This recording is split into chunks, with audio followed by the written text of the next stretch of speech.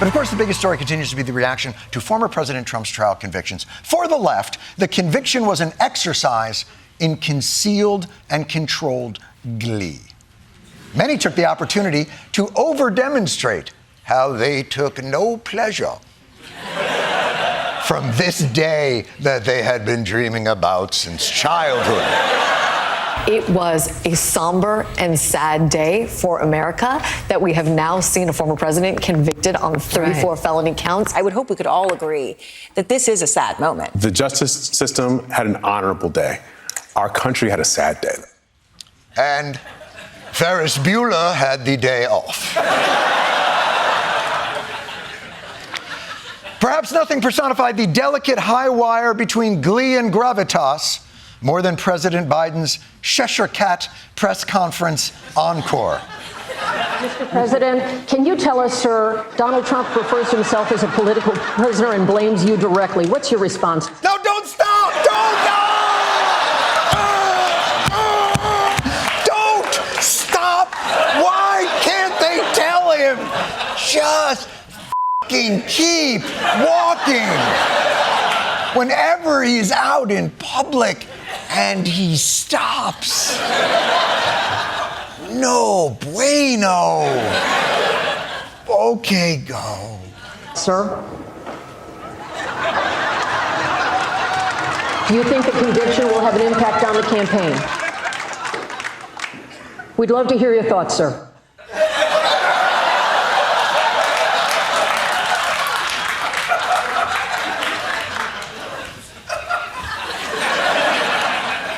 Why does everything have to be so weird?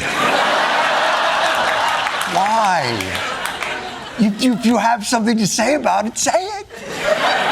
If you don't have something to say about it, don't say it. But you're just gonna stop and hit him with some kind of 70s sitcom freeze frame? Mr. President, what do you think of the conviction?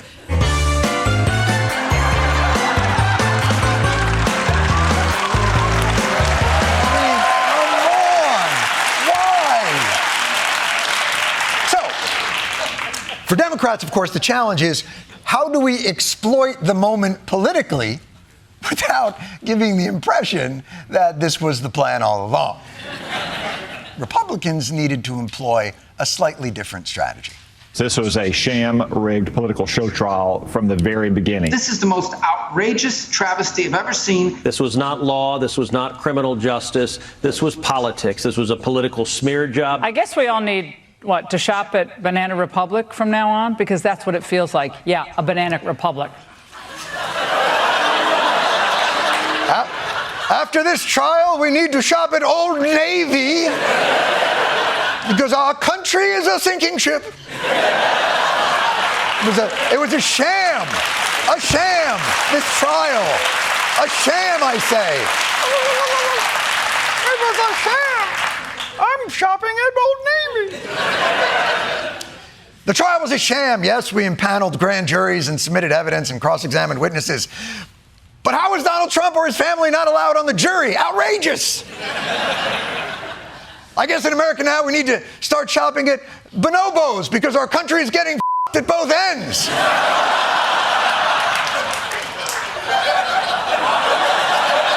You see, if I may, bonobos are highly sexual apes who frequently engage in activities with multiple partners.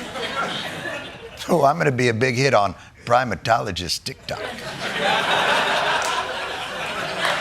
But all right, maybe our justice system wasn't a sham, but certainly applying our justice system to Donald Trump was. This is the weaponization of the justice system against their political opponent. This is a justice system that hunts Republicans while protecting Democrats. Oh my God! The justice system hunts Republicans while protecting Democrats. Someone should mention that to such unprotected Democrats as Senator Robert Menendez and Congressman Henry Cuellar, both facing corruption charges brought by our Department of Justice. Not to mention, Hunter Biden was facing jury selection in a federal gun charges trial today. It's probably why you noticed everyone on Fox and Friends this morning using pillows to cover their boners. It was... liberals, through your sham weaponization, the good-hearted and good-intentioned denizens of Magatania have finally been pushed too far. Be ready, because on January 20 of next year, when he's former President Joe Biden, what's good for the goose is good for the gander. The Daily Wire's Matt Walsh said Trump should, quote, make and publish a list of 10 high-ranking Democrat criminals who he will have arrested when he takes office. These Democrats will rue the day they decided to use lawfare to stop a presidential candidate. It won't be Hunter Biden the next time. It's going to be Joe Biden. It could potentially still be Barack Obama. It could still potentially be Hillary Clinton. It could be Barack Obama.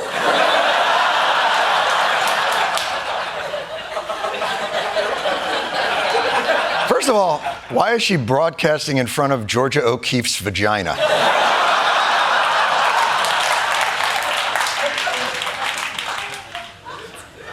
And second, perhaps it is time for those on the right to begin to examine what it might be like to investigate Hillary and William Clinton, or perhaps to do it continuously and relentlessly for the last 30 years. But to admit their own political gamesmanship, their own attempts at weaponizing justice, their own relentless pursuit of opponents, their own dehumanizing rhetoric towards the left, would be to allow a molecule of reality into the airtight distortion field that has been created to protect Magadonians from the harsh glare of actuality. It is a place where a moment such as this next one can pass without so much as a gasp of, "What planet do you live on?" For it is clearly not ours. You famously said regarding Hillary Clinton, lock her up. You declined to do that as president. I didn't say lock her up, but the people don't say lock her up, lock her up.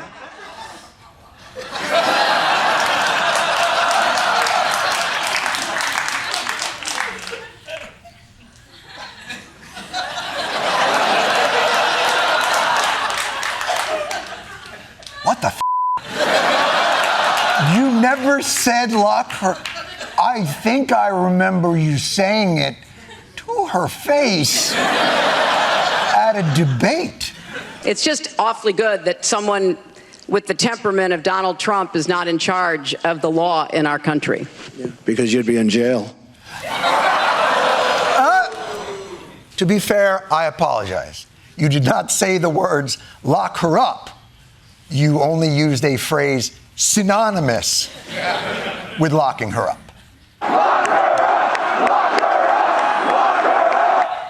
Again, apologies.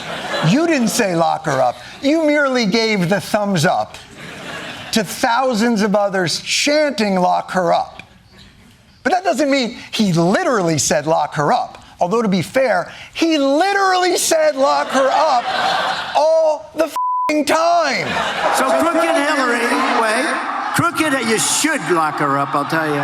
For what she's done, they should lock her up. Lock her up is right. Lock up the Bidens. Lock up Hillary.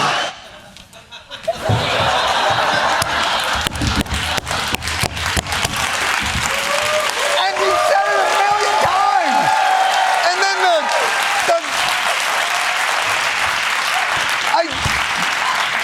then the Fox and Friends B team is just sitting there, tanned and fit and healthy and so f***able. How did they get so It's a good-looking bunch. But there's three of them. One of them didn't remember he said lock him up. I can believe two of them didn't remember, but three of them. And that, ladies and gentlemen, I present to you is why we need courts. Whatever flaws the American justice system has, and they are legion, especially for non-billionaire former presidents, it does appear to be the last place in America where you can't just say whatever the you want, regardless of reality. Trump knows this better than anyone. Now, I would have testified. I wanted to testify.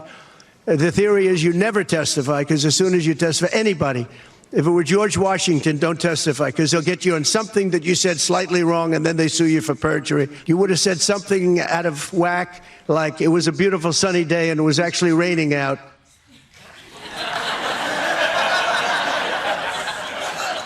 Yes, our jails in America are filled with incompetent weathermen. I'm telling you, officer, I thought there would be thunder snow. 20% is still a chance. Don't take me away. This is why the law and order right hates court procedures when applied to them. Courts are the last remaining guardrail that has a standard of evidentiary presentation. It is the last place where you have to prove what you say, and you see the difference in what they say out of court versus what they say in court. Here is Trump on the 2020 election out of court. This is a fraud on the American public. We know there was massive fraud. It was a rigged election, 100%. Here are his lawyers in court. This is not a fraud case. We are not alleging fraud in this lawsuit. We're not alleging that anyone's stealing the election. Here is Rudy Giuliani pleading before the Court of Seasonal Landscapers. What happened there? It's a mix-up. He's pleading, but not in the actual court. It's a fraud, an absolute fraud. And what does Giuliani say about that in court? If we had alleged fraud, yes, but this is not a fraud case. It's not a fraud case in court, where I would need evidence. It's only a fraud case out there amongst the sod and the mulch, where I can say whatever I want.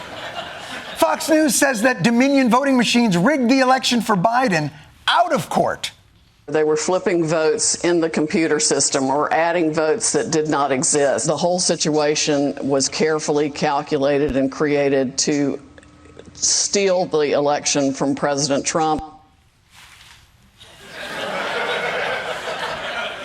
Did you notice as the fraud trial went on, Sidney Powell turned into Michael Jackson? Is that what happened? Epaulets? She probably ended that segment with,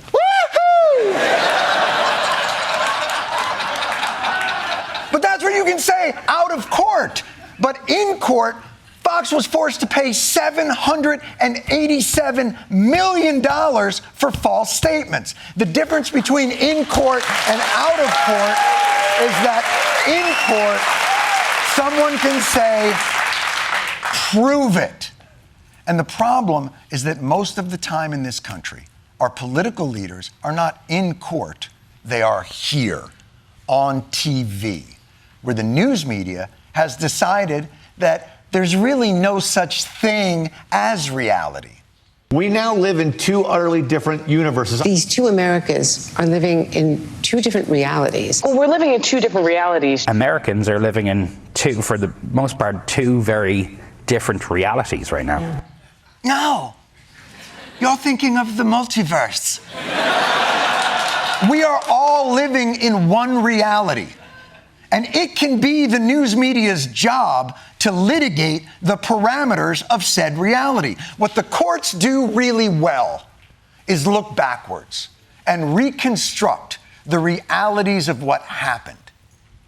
The news media could do the same, but what they do instead is look forward and wildly speculate on the future. If Donald Trump is the nominee and if he is convicted of a crime, could you support him? If he's a convicted felon, if he is the Republican nominee, does that mean you're still going to vote for him? He could be convicted before November. Would you still support him then? Will you commit to certifying the 2024 election results no matter who wins? Let me look forward. Will you accept the election results of 2024 no matter what happens, Senator? No matter what, Senator. Voting irregularities, ant overlords, voting machines that suddenly transform into fighting robots, voting booth powers activate. Will you still certify? Who cares? No one knows what the future holds. Ask this person what it was about the 2020 election that they found objectionable, and then litigate the realities of their objections to them, in front of them. So when they say to you, I never said lock her up, you can say, I object.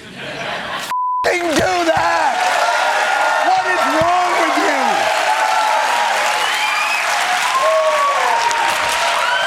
What is wrong with you?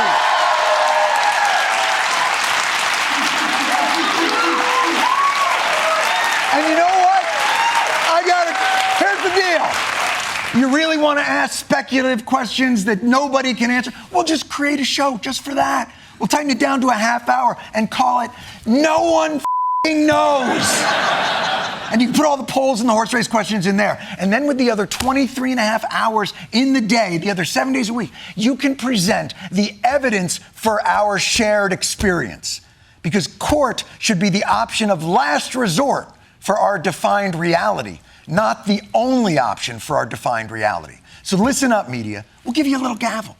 You can study all the evidence, no matter how tedious, and reach a conclusion.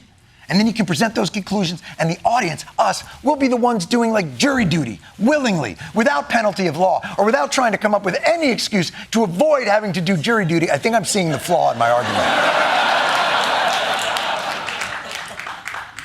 Either way, it's better than what we have now. Let's kick things off with the southern border. It's the line where America stops mowing its lawn. And border security is one of President Biden's biggest weaknesses. It's why he tried to make a border deal with Republicans earlier this year. It's also why Republicans refused to make a deal with him. They were like, how can we blame you for this if you fix it, you idiot? So now, with his polls tanking 5 months before Election Day, Biden is finally saying, F it, I'll just do it myself. President Biden taking major steps to stem the flow of migrants crossing the U.S. border illegally with a sweeping new executive action. Biden's new executive order will allow U.S. immigration officials to deport migrants without processing their asylum claims when the number of illegal border crossings surpasses a specific threshold.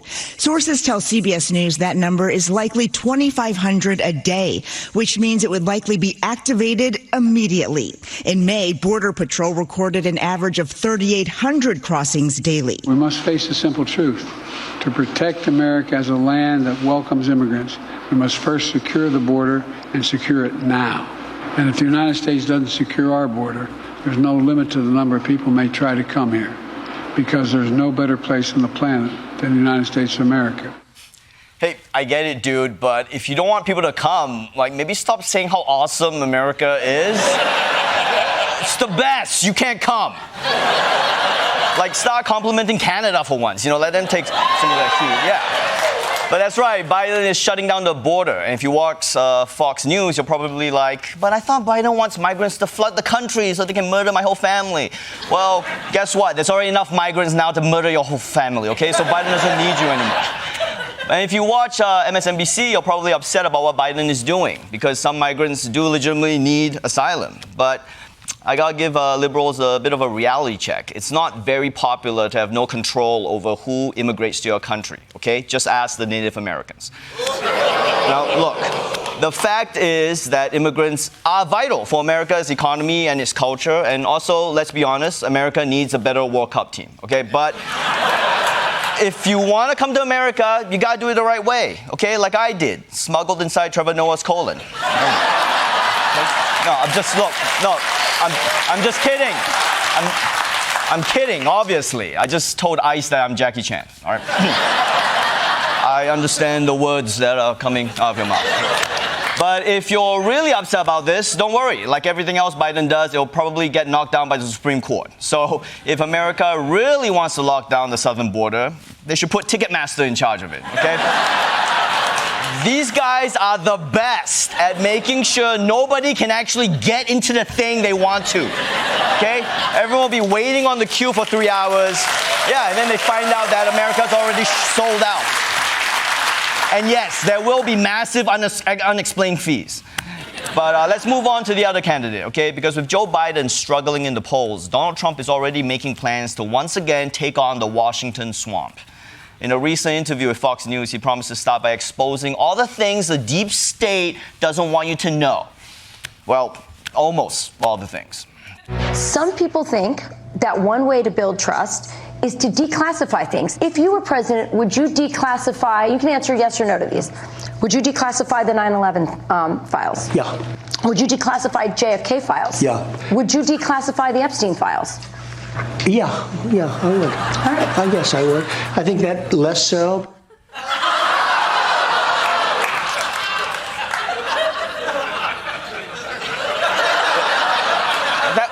That was a bit suspicious, right?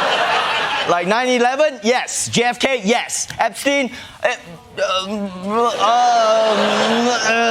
man, let's no. I mean, look at the panic in Trump's eyes. I've seen more relaxed people on the exit row of a Boeing flight. And why though? Like, why are you so weird with the Epstein stuff? It's not like Donald Trump has any particular reason to not want the Epstein files opened up. I mean, let's hear him out. Here is full answer. I think that less so because, you don't know. You don't want to affect people's lives if it's phony stuff in there because there's a lot of phony stuff with that whole world. Okay, he's definitely in that file. He is in the Epstein files. He's already like, look, there's going to be a lot of phony stuff in there. Names, pictures, my DNA. You can't believe any of it. He's obviously not worried about protecting other people. I mean, this is the same guy who said Obama was born in Kenya and Ted Cruz's dad killed JFK, okay? Now all of a sudden he's like, look, if you put some inaccurate information out there, it could really destroy someone's reputation, okay? We need to err on the side of caution here. Besides, it doesn't even matter. You don't need to ask Trump to declassify anything. He's just going to leave it at the buffet table at Mar-a-Lago. Let's kick things off with the only presidential candidate with an ankle monitor, Donald Trump. Last week, the corrupt and woke DEI justice system found him guilty of 34 felonies. And now he's saying if he gets back into power, he's going to get his revenge on the people who had nothing to do with it. Donald Trump is again suggesting his political opponents could be jailed if he wins re-election, including former Secretary of State Hillary Clinton. Does that mean the next president does it to them? That's really the question. Wouldn't it be terrible to throw the president's wife and the former Secretary of State into jail? It's very possible that it's going to happen to them. You're going to jail Hillary Clinton? Haven't you done enough to this woman? Yo, if you're going to get revenge, at least get it on the people who did the thing to you. This is like the Russian mob killing John Wick's dog, and John Wick is like, you know who's going to pay for this? Hillary Clinton. I mean, can Donald Trump get some new beefs already? Okay, you don't see Britney Spears still getting into fights with Christina Aguilera, do you? No, Britney's at home, dancing with knives like a normal person. But Trump isn't in this fight alone, okay? He's got a whole crew of brain-damaged friends standing up for him. Like Marjorie Taylor Greene, who's so mad at what the courts did that she wants to defund New York. Screw New York. New York doesn't deserve a damn penny. We shouldn't fund them one single dime. Not a dime. They don't deserve a penny from the federal government. Whoa. Take it easy on New York. Marjorie, you remember that space laser that you're worried about? The people who run it live here, okay? It's kind of sad to watch a person slam New York when they clearly would make an amazing New Yorker, okay? MTG's whole speech is going to be repeated word for word by a homeless guy on the C train at 3 a.m. tonight. But let's talk about a different Trump ally who's saying unhinged things, okay? Right now, his name is Byron Donalds. And if you didn't know him before, well, he's a cool guy with smart opinions. Republican Congressman Byron Donalds, widely considered a potential VP pick for Donald Trump, is facing backlash from Democrats today after saying that black families were stronger during Jim Crow before they were influenced by Democratic policies. During Jim Crow, the black family was together. That's right. During Jim Crow, more black people voted conservatively. Why are all Trump's potential VP picks insane? I never thought I'd say this, but this might be a good time to take a second look at the dog murderer, okay? And I know what you're thinking. How could a congressman think the Jim Crow era was good for black families? But to be fair, he's a congressman from Florida, and that's literally the title of the U.S. history textbooks. Let's kick things off with President Joe Biden, who was in France today to commemorate the 80th anniversary of the D-Day with veterans of the battle. And spending time with these veterans is incredibly important to Joe Biden because being next to them is the only time he looks young.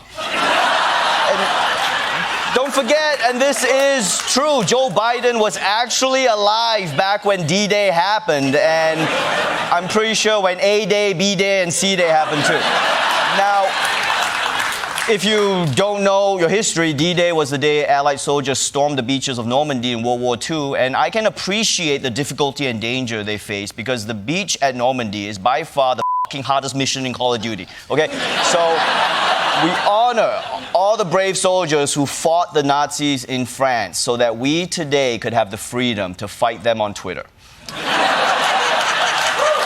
Well, actually, you know, now that I think about it, I guess you guys didn't really finish the job, so thanks for nothing. But enough about Nazis. Let's move on to a completely unrelated topic, Donald Trump. The NYPD is officially revoking Donald Trump's gun permit in New York because as a convicted felon, he's not allowed to own a firearm anymore. Of course, there is a bit of a loophole because if he becomes president, he gets all the nukes. How does that make sense? He can't have a hunting rifle, but he can drop the A-bomb on Bambi? Okay, so... But Trump has bigger things on his mind, like who to pick as his running mate / human shield. And here are the finalists. Sources tell CNN tonight that former President Donald Trump's campaign has now given vetting materials to several people who are on the vice presidential shortlist. That includes North Dakota Governor Doug Burgum, Senators Marco Rubio, J.D. Vance, and Tim Scott. Also Representatives Byron Donalds and Elise Stefanik, and also Trump's former cabinet secretary, Ben Carson. All at least 7 are undergoing really what is the political version of a background check. Wait, Trump is doing background checks on possible VPs? Why? What's he gonna find out about someone else that's worse than what he's done? I mean, yo, this dude's got fraud, sexual assault, infidelity, tax evasion, bankruptcies, impeachments. He hung out with Epstein. I mean, is he really gonna find something and be like, hold on, J.D. Vance got a parking ticket in 1994. I can't be associated with a man like that. I will say I am impressed with the diversity in this list. I mean, 3 black guys, although it is less impressive when you consider that Trump thinks all of them are Herman Cain.